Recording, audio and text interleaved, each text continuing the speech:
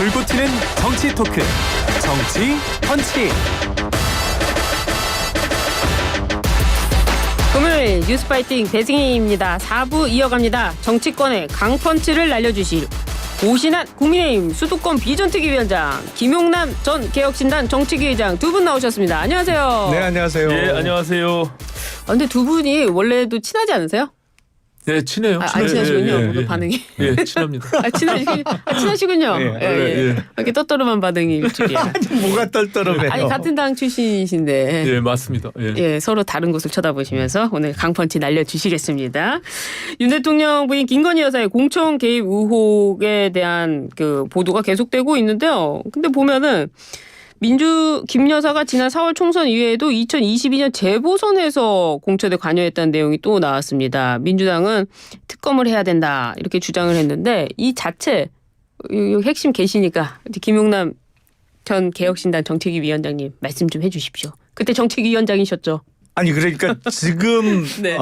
애초에 제기됐던 공천 개입 의혹은 올 4월 그렇습니다. 총선에서 김건희 여사가 김영선 의원에게 뭐 지역구를 옮기라고 하고 개입했다는 의혹이고 네. 어제 보도된 의혹은 2022년 6월 1일 지방선거와 동시에 실시된 그때 재보궐. 국회의원 재보궐선거 때도 개입했었다. 그러니까 두 번의 개입이 있었다라는 의혹이죠. 네. 그리고 어제 공개된 녹취 파일에 의하면 그건 이제 2022년 6월 1일 당시 국회의원 보궐선거와 관련해서 명태균 씨가 대통령 부부와 전화해서 원래 국민의힘에 다른 후보가 공천될 상황이었는데 그거를 뒤집어서 그 통화가 이루어지고 바로 김영선 후보로 공천이 확정됐다. 뭐 실제로 공천 확정되고 그리고 6월 1일 보궐선거에서 당시에는 당선이 됐었죠. 그렇게 된군요. 그거 관련한 녹취 파일이 어제 폭로된 것이죠. 그러니까 2022년 1차 공천 개입 그리고 네. 2024년 2차 공천 개입이 있었다는 것이 의혹의 핵심입니다. 의혹의 핵심이 그겁니까? 네. 좀 다르게 보일 수도 있을 것 같은데요. 일단은 지금 그 두 공천의 가장 핵심적인 키를 쥐고 있는 분은 이준석 의원이에요. 이준석 의원이요. 2022년은 이준석 당 대표 시절에 본인이 공천을 관여했고 예. 그리고 지금 두 번째 최근에 이제 이번 총선에 24년도의 회동 그 장본인도 이준석 대표가 그걸 주도했죠. 왜냐하면 개혁신당의 어찌됐건 또 당 대표로서 그런 역할들을 했기 때문에 이준석은 알고 있다 저는 이렇게 보고요. 다만 이제 지금까지 언론에 공개된 내용으로 봐서는 사실상 국민의힘의 이번 22대 공천에서는 사실상 이루어지지 않았잖아요. 그렇기 때문에 그것이 한동훈 대표가 이야기한 것과 같이 그 과정 속에서 뭐 어떤 개입이 있었는지 모르지만 결과적으로는 시스템에 의한 공천으로 한동훈 비대위가 그것을 다 정리하고 원칙대로 공천이 이루어졌다 이렇게 볼 수가 있고요. 22년도 공천은 사실상 그게 모르겠습니다. 이제 이준석 대표가 당 대표였고 윤상현 의원이 그때 공관위원장이었는데 정권이 창출되고 당선자 신분일 때거든요. 이제 5월 10일 날 취임식을 했고 5월 9일 날 이제 그 녹취가 공개된 건데 그런 신분 속에서 과연 그때 대통령과 이준석 대표와의 관계에서 과연 공천에 영향을 미칠 수 있었을지 요거는 사실은 좀 이준석 대표만이 알 수 있는 문제가 아닌가 이렇게 보여지고요. 현재로서는 사실은 다 전원에 근거한 내용들이기 때문에 제가 봐서는 이것도 지난 그 멋쟁 해병 그거와 비슷한 모양으로 마무리되지 않을까 저는 그렇게 생각합니다. 그래요. 여기 오히려 핵심은 이준석은 알고 있다 이렇게 얘기해 주시네요. 네네. 근데 이준석 대표는 사실은 뭐 본인은 정작 이 부분에 대해서 실체가 없다. 그리고 완결성이 부족하다. 그리고 본인은 텔레그램 메시지를 받지만 이거는 뭐 선의의 조언 정도로 지금 해석하고 있기 때문에 제가 봐서는 뭐 이준석 대표의 말이 맞다라면 이거는 공천 개입이라고 보기엔 좀 어렵다 이렇게 보여지죠. 그래서 오히려 이게 진실 공방으로 가고 있는 것이 허은하 대표도 뭐 기자회견을 열었던 것으로 기억이 하는데 김영선 전 의원이 지난 4월 총선을 앞두고 어떤 김건희 여사에 대한 비리를 폭로하겠다라는 조건으로 이준석 대표를 만나서 개혁신당 비례대표 1번을 달라 했더니 오히려 이쪽에서는 아니다. 비례 반대로 얘기를 하고 있는 거예요. 서로 간에. 이거 어떻게 보세요? 그러니까 당시 이준석 대표하고 김영선 의원하고 지리산 자락에 있는 절에서 만난 건 2월 29일입니다. 네. 밤에 만나서 이야기를 하고 그 다음 날인 3월 1일 오후에 그때 개혁신당으로 서울 종로구에 출마했던 금태섭 후보의 선거사무소 개소식이 종로에서 열렸는데 그 선거사무소 개소식 이후에 금태섭 후보 방에서 모였어요.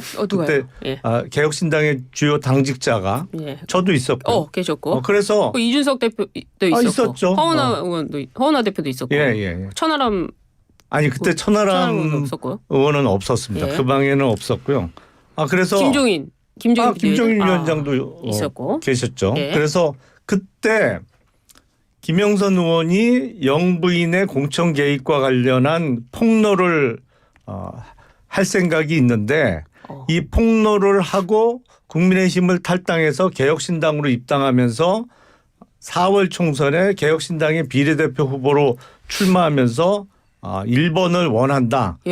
어떻게 하면 좋겠냐라고 의견들을 물어서 그때 회의 끝에 중론으로 모아진 게 안 된다. 이게 이 정권의 핵심부와 관련한 비리 의혹을 폭로하는 거는 얼마든지 할 수도 있고 또 자료를 갖고 있다면 해야 되는 일이지만 그게 비례대표라는 어떤 대가성으로 비춰지는 순간에 개혁신당이 폭망할 수밖에 없는 거고 그리고 순수하게 정말 정의감에서 폭로 기자회견을 하는 건 좋지만 비례대표를 조건으로 기자회견을 열겠다고 하는 건 안 된다 해서 무산된 거예요. 그러니까 마치 김영선 의원 측은 개혁신당에서 먼저 비례대표를 줄 테니 폭로하는 기자회견은 하라고 권유한 취지로 주장합니다만 그건 사실관계가 맞지 않아요. 그러니까 김영선 의원과 당시 이준석 대표가 만난 건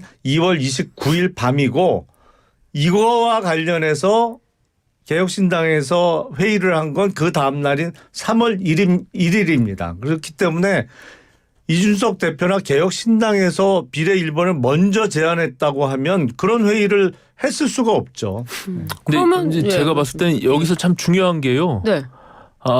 이 연루돼 있는 모든 인물들이 지금 개혁신당과 굉장히 관계가 있는 현재로서는 인물들인데 왜 그러면은 김영선 전 의원이 그 김건희 여사가 그런 어떤 텔레그램을 주고받고 개입했다고 하는 것을 기자회견 폭로하는데 왜 비례를 요구할 수 있을까에 대한 연결고리가 필요하잖아요.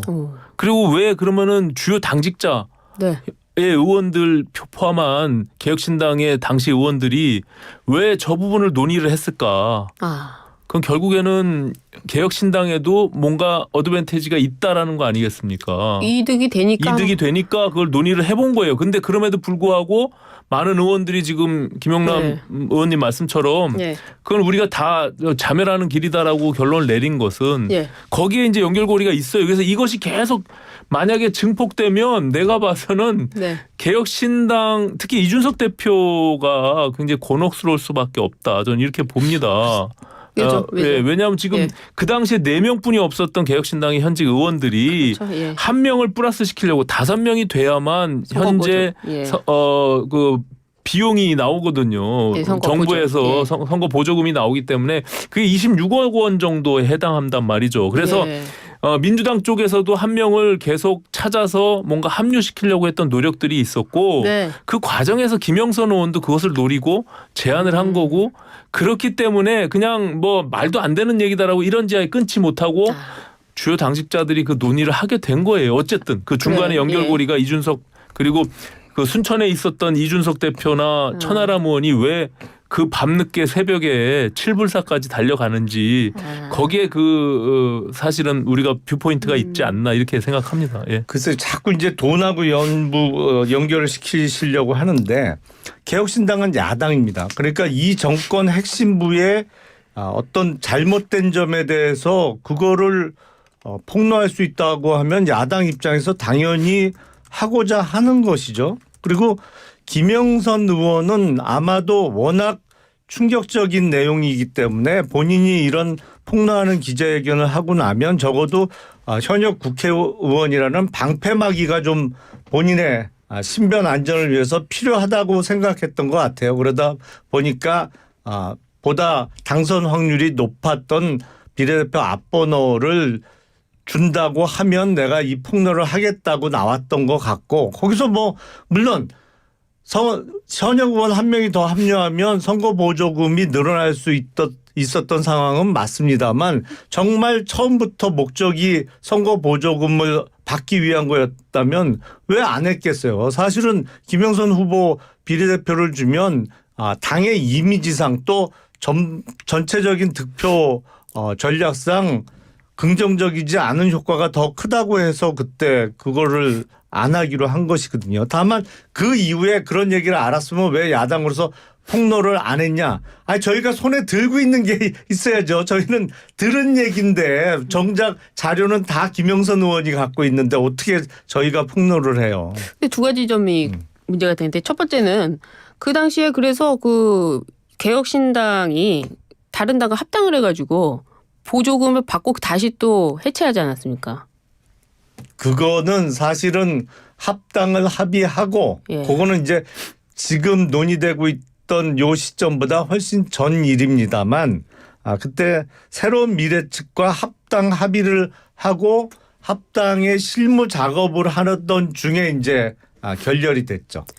이게 연결고리가 돈이다 이렇게 말씀하시는 그러니까는 그게 이제 양자가 서로 그런 논의가 진척될 수 있었던 연결고리는 네. 뭔가 주고받을 게 있기 때문이에요. 그게 사실은. 지금 선거 보조금 김영선 의원이 그거를 제안하는 것도 현직 본인이 의원이었어요. 그 당시는. 그래, 의원이었어요. 그렇기 때문에 예. 그 5명이라는 숫자가 굉장히 중요합니다. 그렇죠. 예. 예. 왜냐하면은 그게 뭐 4명일 때와 5명일 때는 완전 숫자가 달라요. 금액이 완전히 다르기 예. 때문에. 자, 여기서 예. 중요한 건 선거 보조금을 받으려고 했느냐 안 받으려고 했느냐 그거는 대단히 부수적이고 부차적인 문제고 그래요? 대통령 영부인이 김영선 의원의 공천과 관련해서 지역구로 옮기라고 얘기를 한 적이 있느냐 없느냐 아니면 지금 당시 공관위에 돌아가는 사정을 미리 알려준 적이 있느냐 없느냐 이거죠. 이게 핵심이에요. 이게 그게 지금 공천 개입이라고 연결이 됩니까? 예, 그게 이제 그래서 결국은 네. 공천 개입이라고 본다면 네.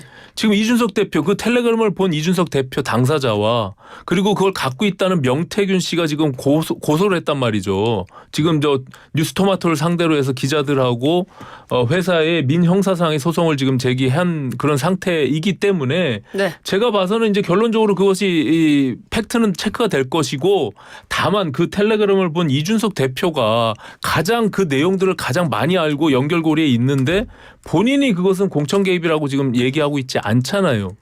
만약에 본인이 그것이 공천 개입이라고 확신이 돼 있고 지금 김영남 의원님 말씀처럼 그 당시에 정황으로 봐서는 이게 확실한 공천 개입이고 다만 그 비례대표 1번을 요구한 것이 부당하다고 해서 거절했다고 하면 지금으로서는 그것은 공천 개입이다라고 얘기를 해야 되는 거 아닙니까? 지금 이 사안과 관련해서 직접적인 당사자로 가장 많이 알고 있는 사람은 물론 의혹의 핵심 당사자인 대통령 영부인과 김영선 의원 그리고 김영선 의원을 계속 도왔던 명태균 씨라고 볼 수 있겠죠. 근데 그래서 이준석은 빠져요? 이준석 아니 의원 빠져요? 그거는 2월 29일 날 밤에 네. 가서 만나서 거기서 보여주는 거를 본 것뿐이지 사건의 전말을 다 알고 있는 사람은 아니잖아요. 당사자는. 근데 명태균 씨가 어제 뉴스토마토를 네.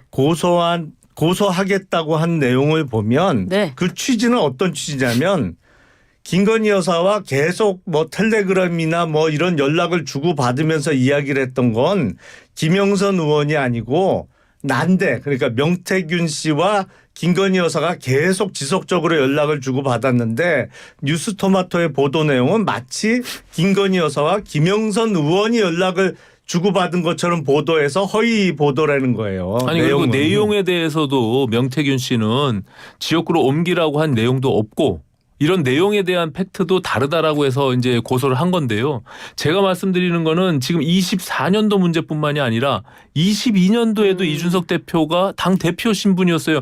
당 대표가 공천에 가장 많은 내용을 알 수 있잖아요. 지금 근데 주장하는 뉴스토마토의 주장은 그 당시도 김건희 여사가 개입해서 그 김영선 다른 사람이 이미 확정된 것을 밀어내고 김영선을 공천했다라고 주장하고 있는 것이거든요. 그러면 그거는 이준석 대표가 가장 잘 알겠죠. 당대표가 어떻게 모릅니까? 그런데 아니, 그것 또한 이준석 대표는 지금 부정하고 있고 윤상현 공천관리위원장도 그거는 거의 뭐 소설이다 이렇게 얘기하고 있는 것으로 봐서는 제가 봐서는 김건희 여사의 연결고리는 지금 허무맹랑한 지금 상황까지 와 네. 있는 거고 그 내용에 대한 대부분은 나는 이준석 대표가 알고 있다. 예. 어제 공개된 녹취 파일이 2022년 5월 9일 날 명태균 씨와 당시 김영선 후보 선거사무소에 근무하던 사람들과의 통화 내용입니다. 그러니까 5월 9일 날 오전 통화가 한 통 있었고 오후 통화가 또 한 통 있었는데 5월 9일 오전 통화에 그 내용은 그거예요. 그 윤핵관 실세들이 누굴 밀어서 그 사람으로 될 뻔한 걸 내가 여사를 통해서 대통령하고 직접 통화해서 바꿨다.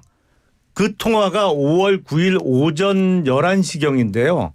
실제로 5월 9일 오후에 김영선 5월 10일 그 다음 날인가요? 5월 10일 날 김영선 후보로 후보 확정이 돼요. 발표가 됩니다. 실제로. 네네. 근데 명태균 씨가 그 전화를 걸었을 시점에는 어떠한 공천 관련한 발표가 없을 때예요. 공식적인 발표가. 어떻게 미리 알았어요? 김영선 후보로 되는 거를. 김영남 의원님은 그 당시도 김건희 여사가 개입됐다 이렇게 아니 보시는 그 거예요? 통화 내용은 정확하게 그겁니다. 아니 그러니까 그건 팩트인데 통화 내용은 그렇지만 그러면은 그 김건희 여사가 개입해서 보궐선거에도 김영선 전 의원이 그때 공천이 확정됐다 이렇게 보시는 거예요? 그 통화 내용을 보면 명태균 씨가 김건희 사람, 여사에게 예. 전화를 걸어서 여사 아니 그건 이제 여사 본인의 통해서 주장이고 윤석열 명태균의 당시 주장이고. 당선자와 통화를 했다는 거예요. 아니 그러니까는 그 명태균의 통화 주장이고 그리고 그 이후에 실제로 공천이 확정된 건 맞아요. 두 가지 팩트는 맞는데 네. 그 연결고리가 김건희 여사가 개입했다라는 것은 지금 없잖아요. 아니 통화 그런 내용에 나오잖아요. 아니 그건 명태균의 주장일 뿐이죠. 그건 하나의 전언일 뿐이고 김건희 여사가 직접 했다는 증거가 없잖아요. 그런 상황에서 공천을 총괄 진두지휘했던 당대표인 이준석 대표와 또 공천관리위원장으로서 공천을 직접 행사했던 윤상현 의원이 그건 허무맹랑한 소설이다 아니다라고 얘기를 하고 있으니까 저는 하는 얘기예요. 네, 그렇다면 알겠습니다.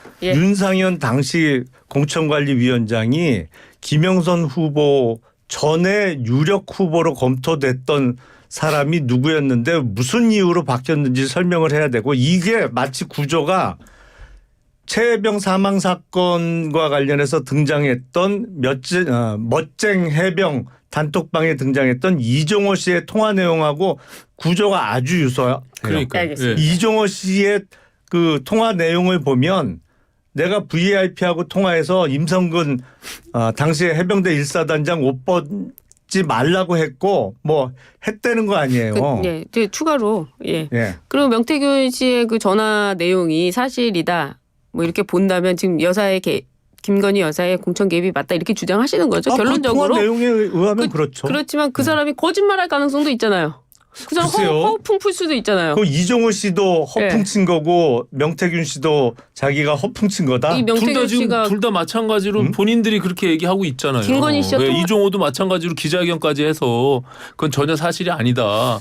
그리고 명태균도 지금 본인이 그 사실이 아니고 지금 고소를 한 상태이기 때문에 제가 봐서는 뭐 구조는 비슷하고 그리고 지금 멋쟁 해변이 그 다음에 무슨 뭐 언론사의 단독 보도 이후에 뭐 일파만파 무슨 스모킹건이 될 것처럼 하지만 지금까지 뭐 나온 게 뭐가 있습니까? 제대로 수사를 안 하니까 안 나온 것이고 알겠습니다. 공교롭게도 양쪽 여기까지 다 하겠습니다. 통화 내용대로 이루어졌어요. 예. 이종호 씨의 경우도 그렇고 명태균 씨의 경우도 그렇고. 그래요.